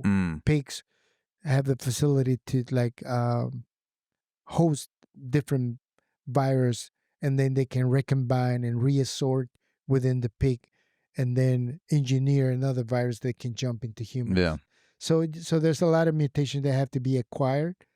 But the thing is that the avian flu viruses are way more pathogenic and virulent, and they can kill people more rapidly than SARS-CoV-2, for example. Okay. So if we were to see a more deadly pandemic than COVID, it would likely be from an avian flu. That will be my opinion. And again, I'm not Yeah. a virologist, but what I know so far by reading this exciting, research about pandemics is that the avian flu could be the next pandemic, and it will be way more devastating than. And birds migrate. There's a lot of migration of birds. Panama is actually be a hotspot of migration, like a hub of migration. Birds coming from the north and coming from the south, and then mating and reproducing in the beaches of Panama, both the Atlantic and Pacific.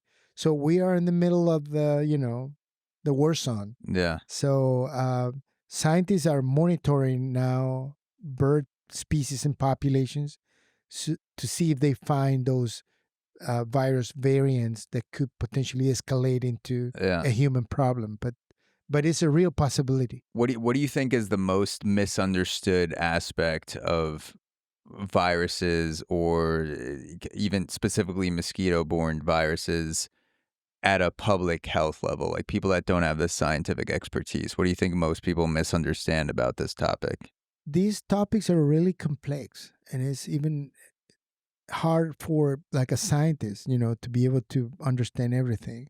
I think education have to begin with really basic knowledge, so people can convince themselves that mosquitoes actually transmit pathogens. Like you can talk to anybody that has a bachelor degree and ask, like, could you describe the role of mosquitoes in transmitting diseases? And they wouldn't be able to say anything about it because they don't understand. So I think education have to be really basic, so that as a humanity we can all understand this well enough so that we can all work together and prevent mosquitoes from breeding, and whenever we feel bad, go to the doctor and get checked out for diseases and stuff like that. It's a lot of education. Yeah. But again, people don't really pay attention to mosquitoes, right? Like Yeah. you don't go out every morning like worrying about getting bitten by mosquitoes. You just, Well, I do now because of Panama. But if I never came to Panama, or I never went to a hot spot where people were catching deadly mosquito-borne diseases, I would never think about it. exactly. I can tell you that when we were working in Tennessee, and Reina the same, our technician who was working with me on my project, when we were in Tennessee and there were like all these dengue cases popping around, I can tell you that we were extra careful. Like we were very aware that we were not getting stung. And I have to say, I was definitely feeling a little bit nervous when we were in the Darien and we were like going door to door to see all these people that had malaria. And I was just like, maybe there's a mosquito that could like bite them and then bite me. Like it's very easy. Like could touch them. So definitely in areas like this, and like you said, there's other priority for these people, but as someone who, well, unless I was in mostly tropical country, but like growing up in France, I was never concerned about a mosquito biting me and potentially having a deadly disease. And that's also because a lot of those diseases that are transmitted anyway, they would be access to a doctor or a hospital nearby, so I'd never had to worry about mosquitoes beyond their annoying the itch before coming to like countries like Panama. If you had tomorrow, if you got a $100 billion injection of funding into your research, what would be your 5, 10, 20-year plan to eradicate mosquito-borne disease? Well, I don't think you can necessarily eradicate mosquitoes even if you have that, level of funding. Um, and I don't think I can spend that much money in whatever the lifespan that is ahead of myself. You can spend it on whatever you want. You Well, could build a spaceship and right. go to another planet that has mosquitoes and come back. I will put a lot of that into education because what we really want is to prevent people from getting dengue, for example. And again, you see mosquitoes flying around and no one really seems to bother. But then once in a while, a person gets sick, get hospitalized, and all of a sudden he's about to die in a hospital. Then you realize, oh, so this is mosquito-borne illnesses. Yeah. And so I think education will make people safer in a way because you could do simple things in your home. And again, these mosquitoes use our buckets to lay eggs, use our water, shelter themselves in our homes. They protect themselves from solar radiation, they're fragile insects. So they're around 24/7. And so if you can make your home a worse type of environment for mosquitoes, you're already doing a lot. And so no one seemed to be thinking about the simple measures that you can apply so that people on an individual basis are safer in their homes. So educating people to make it harder for mosquitoes to thrive there or get in, whether it's using nets or manipulating the environment, doing something to just make it a little bit harder for mosquitoes. Yeah. So going back to your question, so what I would try to do with that money is to use Panama as a experimental ground to really test whether or not we can diminish the risk of these diseases by doing several things: blocking their movement, their passive movement, making sure that the tire industry does not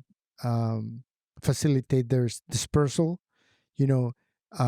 making sure that the insecticide that we use, instead of insecticide, find more sustainable ways to control these mosquitoes, educate people so that they can prevent them from getting bitten, and different sort of like within one integrative approach, but different strategies, find out if we can really decrease the number of dengue cases to a level where we don't worry, and then learn from that how we can do this in a sustainable way, in a cheap way. Like you don't have to put like using these fancy strategies, Wolbachia, transgenic mosquitoes that are really, really pricey, and then they're not really 100% effective. Yeah. So ultimately, it is almost more of a political issue than a biology issue because there is just so many aspects. Obviously, there's this education, which could be also part of a campaign, but like, we talked about fixing the road. So there's not always tires. There's cleaning up Panama. Like there's still like people that also have those habits of just throwing their garbage, and there's areas that are like covered with garbage. We also said mosquitoes love garbage. There's just like flipping buckets or anything, or even better if you could just not leave them outside your yard, because they need very little water to reproduce. And so, and also, like from an economic standpoint, like if people maybe got more aids from the government to like fix up their houses so that there would be less mosquitoes coming in. And then again, using mosquito nets, things like that, like that could definitely make a huge impact. Yeah. Going off of political issues, I have to ask you, because Trump said last week that he wants the U.S. military to make a plan and come in and to come in and take the Panama Canal by force. What, as best as you can understand, what has been the Panamanian response to Trump's rhetoric on the Panama Canal, and what do you think of just like all the shit he's been talking about coming in to take it over? Well, I can tell you one thing: people are really scared about these comments. And when the first time he said that he will come and take back the canal, a lot of people were kind of joking around and laughing about. But now, even the government of Panama, you can see that they've reacted to this pressure in a way that um, everyone is serious about this. Like, I don't really know what's the impact in the long term, but I think it's kind of an eye opener for a lot of Panamanians, like that have taken for granted that the canal will always be Panamanian. I think a lot of people have changed their mindset about that. And as Panamanians, we need to see this as an opportunity to become more resilient as a society. Like we really need to look into what the canal has been doing, like the ACP, and how they have handled the canal, so that we prevent corruption from going into the canal. For example, the administration of the canal. And so I don't know what's going to happen in the long term. Definitely, Trump has the power to take over the canal. There's no doubt about that. I don't know if it's going to happen. I don't know if it's just putting pressure into the Panamanian government so that he can get away with other stuff like businesses in the canal. And this is one thing people have argued, that he's just trying to open opportunities for himself and his friends, economically speaking. I don't know really how serious he's about doing this, but I really see it as an opportunity for Panamanians to reflect on what the canal administration have done in all these years, and how we can actually improve the functioning of the canal, make it better, for us as a society and as a country. Yeah. But it's scary. I mean, So people are legitimately worried this time about the threat of the U.S. actually taking back the canal. I really think so. I mean, I've talked to several people, academics, professionals, and as I said, I think at this point, it's a real worry, like it's a real threat, and everyone is taking it seriously. How the public is going to react if anything happens, I don't know. I can't really tell. But we are in a stage like we're just quiet, hoping that nothing happens. Yeah, I guess that's the thing about Trump, is you never know if he's just posturing and saying something to try to look tough, or he's actually going to follow through on what he says. I think at this point, and that's true for Americans and truly any country involved with the US, I think we have a right to be scared now. Like, I think there's been enough going on, enough times where despite judges and other people that are supposed to have the power to bar the president from doing certain things, he's done them anyway. So I think if he wants to take the canal by force, he will. Same thing with Greenland, same thing with whatever he's threatened people on. I think we need to at least take it seriously, whether or not that'll happen. I think we need to at least accept that this is a true risk. Yeah. Well, and that he's not messing around this time. And especially with how much money the canal brings in and how much Panama relies on with their GDP on the money for the canal each year. Like we've talked about this, but like for example, the difference between Costa Rica and Panama, where Costa Rica markets their ecotourism and they're heavily reliant on people coming down there, whereas Panama, there is tourism in Panama, but nowhere near the ecotourism as Costa Rica. But Panama has the canal, so they don't necessarily need to become a hyper touristic country. So I would hate to see a Panama that loses the canal and then has no choice but to, allow all these corporations to come in and build it out to try to make up the money, because it is such a beautiful country. And I love that people come travel here, but I would hate to see it become like Costa Rica, where you're paying like $20 to walk down a trail to see monkeys, where it's like this country feels like so much more wide open to make your own adventures and explore. Yeah, and I agree. I mean, the canal had been an asset for Panama for sure, but we as individuals, as a society, the Panamanians, have not really looked into other opportunities that we have to explore and develop, like ecotourism, for example, which perhaps are better options for families and individuals than the canal, because the canal is not really the profit that we make out of the canal is not distributed equally across the country. Yeah, so sure. Ecotourism give the opportunity to an individual to put a business and then maybe make an income out of it. That's true. Yeah. So then it's but yeah, I doubt that something like that could happen, because the entire planet will kind of go against that. Like it will be against such a thing. It sets a dangerous precedent that you just go in and take a major ownership of GDP by force, then that would set the rest of the planet on alert. Where like, are you gonna come in and just take over the rest of the waterways or tradeways? It's basically lighting like the whole global trust on fire. Right. Plus, it's like, obviously it's not like he would be making a deal with Panama. He would be taking it forcibly. And so that's, and like in a certain way, an act of war. So. Yeah, no, for sure. I mean, if Panama came in and took Florida, the U.S. would not be like, cool, sure, make yourself at home. If Panama invaded Miami, the U.S. would consider that an act of war. So, I mean, it is it's a horrific and delicate precedent to set to come in and just like take a major water, like the highest traffic waterway of trade on the planet by force, would be incredibly, I think, clumsy and unnecessarily,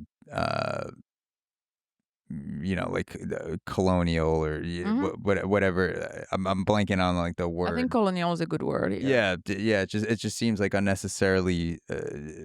You don't have to do it. There are other options. It would mess up international relations. Imperialism. Well, there you go. Overextended imperialism. Yeah. Yeah. Well, I do want to end on a lighter note, because the fall of Panama. That the world is ending, yeah. either by mosquitoes or by Mosquito-Borne disease, autocracy, or by the oligarchy, the ego of tech oligarchs, is a dark note to end the podcast on. We did get in a little bit of an argument before, and I think you should settle this for us. So just to lay the argument out. I'm American. Julie's French. You are Panamanian. She was telling me before, Dr. Labau was saying that actually she's not Gringo because she's not American. she's not considered a gringo. Only I'm considered a gringo because I'm white American. She's white European. My understanding was that anyone who's white is a gringo. Can you please settle this No, argument for that's us? not true. It's only the American military personnel. American military Oh is wow, So- that's very gringos? specific. Okay. So it means the green of the uniform go away. Green. Oh Really? my Go. god. Green. go. Gringo. That's Also, Gringo. that's actually not a Spanish word. No, that's not a What? Spanish Oh word. my god, my mind is Yeah. so blown right now. So green go. Green go. So because most of the American military, I'm guessing, was white, it just became like Yes. synonymous with white person, like Right. gringo, Right. gringo, Oh my gringo. God. Where Wow. did this originate? When we have The Panama Canal? problems with the Sonians, the American military personnel that was based here in the Canal Zone. So that originated from Panama. Mm-hmm. Oh my god. So my only way to become a gringo is to enlist in the American military and then get stationed Well, in Panama. Well, since you're white American Caucasian, then they think that you could potentially be related to the Yeah. military Wow. activity. this is even so more that's- offensive than I thought it was. So it's people are literally telling you to go away when they're like, oh, Yeah. there's a gringo. It's just like, go away. Yeah. Wow. That's blowing my Well, I mind. guess we didn't have tourist gringos in Panama. It was just military personnel, military. Right. and so that's why. That makes sense why people were calling me a gringo because I'm built like a military guy. I have that Mhm. strong, sharp Uh-huh. military jaw. That There so you go. yeah, it's actually a compliment. I'll just say when the French came to Panama, they didn't get the nickname. No, Y'all did. No, you're you're glingo. I'm just trying to say it in a French accent. Glingo. Vergo. Velgo.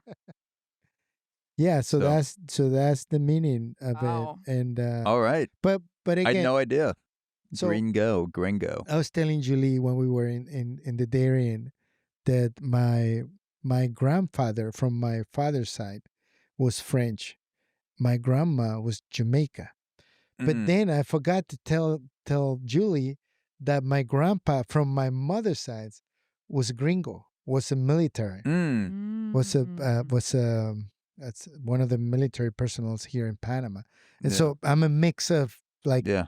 Jamaica. Wow. And that's why you had to kick her French. out of the house because you're like, Gringo, get out of here. And We you're will going to not eat with you." Jamaica in a month, so I'm you'll going get to to see your Jamaica ancestors. finally. Mm. I'm so looking forward to go That's to Jamaica amazing. and listen to some Bob Marley songs there, right there in the Yeah. That's good. But anyway, my point is like we were deeply influenced by not just the Americans, but the Mhm. French, everyone who came here. If you go around Panama, there's no stereotype. Yeah. You can't really see this as a Panamanian.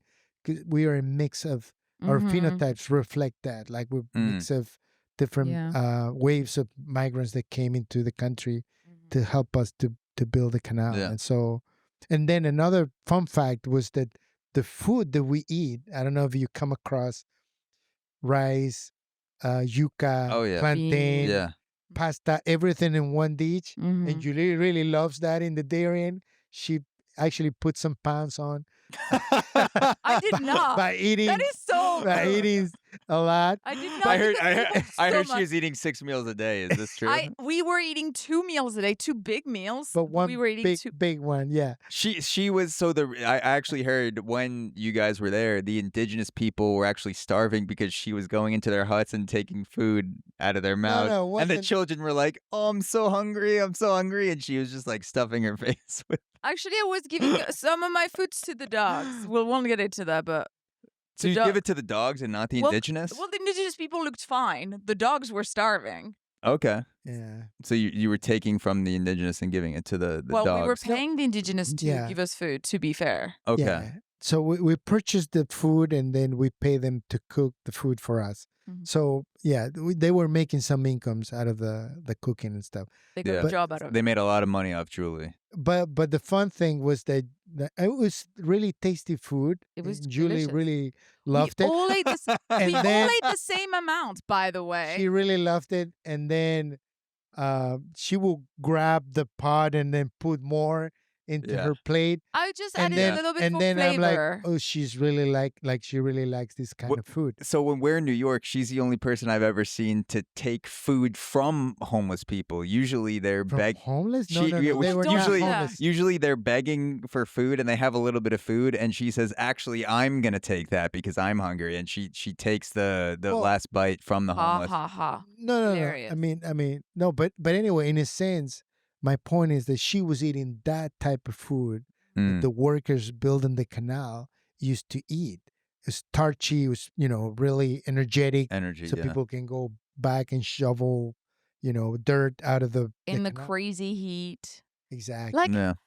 So- we'll see. We'll see. If you were to go into the Darien in a scorching sun, and then you're like walking around and stuff, and then you're given this You should delicious come. food.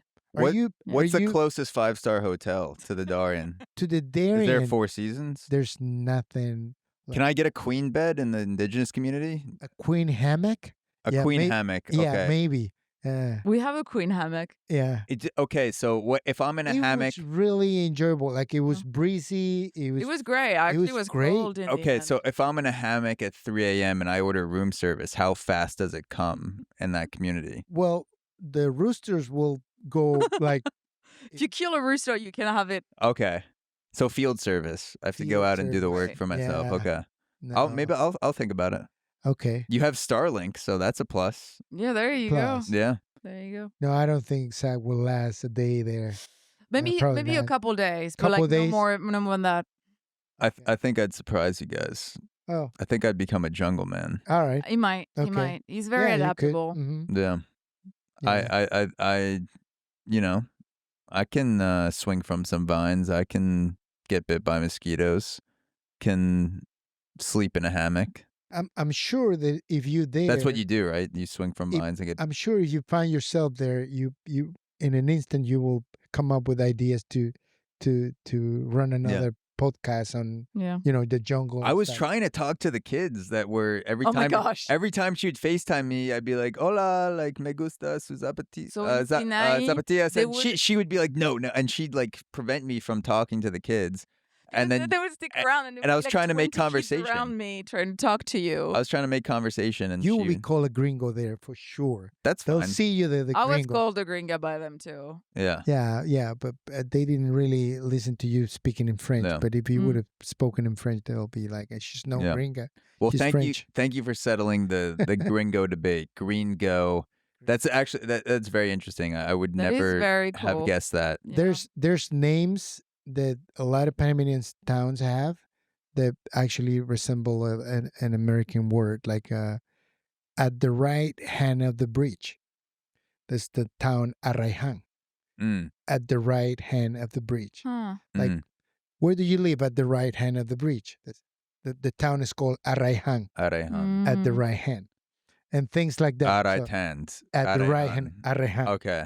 Wow. So I there's like a that. lot of like English words that we kept. We name places, or we use them in a way that you guys can figure it out. But it was originally an English word. Yeah. That's Mhm. interesting. Like- Well, like gringo. Gringo. Yeah. This Exactly. truly has blown my mind. Yeah. Mhm. Well, thank you so much, Dr. Loaiza, Dr. Labau, for joining me for this chat. It was a truly very interesting, so much information. I know people will value what you guys have said, and I'm super curious about both of your guys' work because I just as, a dumb spectator from the sidelines, just the casual conversations we have about mosquitoes, I think it's very interesting. So thank you guys so much for coming on the podcast to share. Thank you for Thank having you, us. Zach, for the opportunity. Yeah. All right. We'll do it again in the future, round 2. All right. Wonderful.